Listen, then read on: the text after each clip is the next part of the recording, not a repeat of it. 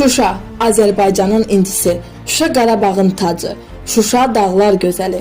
Şuşa uğrunda onlarla qəhrəmanın canından keçdiyi xarı bülbüllü vətən. Şuşa sadəcə vətən deyil, Şuşa həm də mənəviyyat dünyamızın zəri incisidir.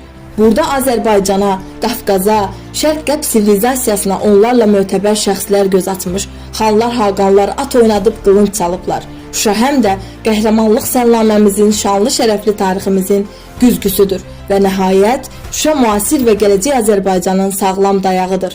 Biz bugün şərəflə, qanla yazılan zəfər tariximizin Şuşa səhifəsini qızıl hərflərlə yazdıq. Əbədi və silinməz izlərlə həkk etdik yaddaşlara.